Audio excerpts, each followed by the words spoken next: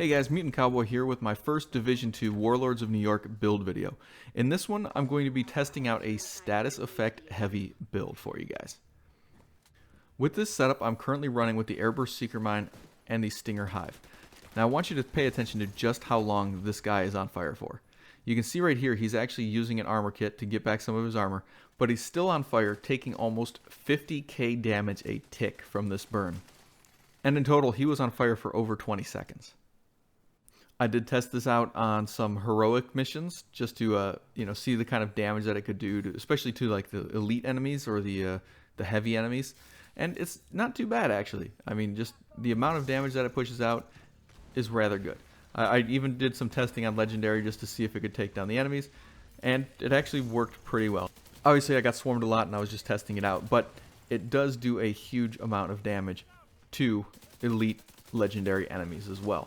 But at the same time, you could also switch it up with other skills, and especially since they're Black Tusk, you could switch it out with the EMP pulse, or you could even use something else, just whatever.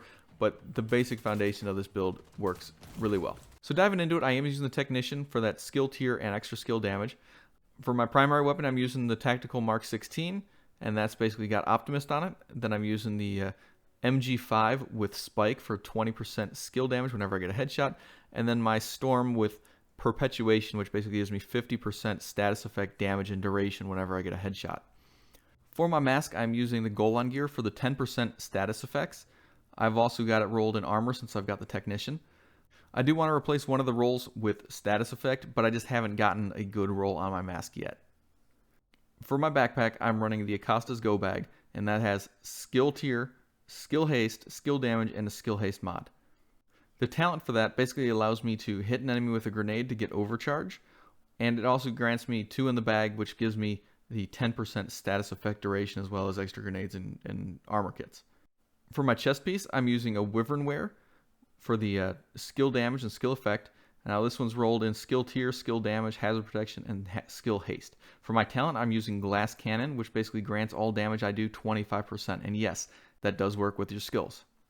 For my gloves, I'm using the Hana Yu with skill tier, status effect, and skill haste.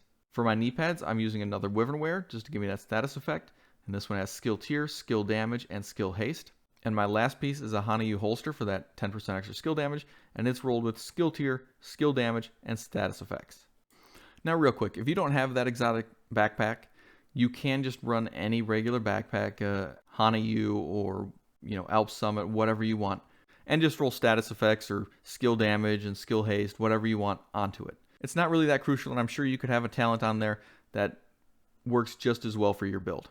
And jumping into my first skill, you can see I'm using the Stinger Hive with a 2.6 second refill speed and 18 charges because it's at tier 6, obviously. Then for my damage, you're looking at 855k and a PvP damage of 136k. My Airburst Seeker Mine, this is pretty much insane. I've got a 16-second cooldown. I've got 1 million damage, 261k burn damage, with a burn duration of 23.5 seconds. Now, obviously for PvP, that's 435k and almost 40k burn damage, but that doesn't actually take into effect the Glass Cannon on there. So with Glass Cannon, I am doing almost 50k. Now, I do actually want to talk about how I am using this in PvP. I've actually changed out the skills, kept the build the exact same, but I found that the main problem with the Airburst in PvP is that you're just way too vulnerable trying to get that thing to aim at the exact spot you want it on. And with Glass Cannon, you get killed really easily. So the best way to get around that is to use a shield. Alright guys, that'll do it for me. Thank you for watching. I hope to see you in the next one.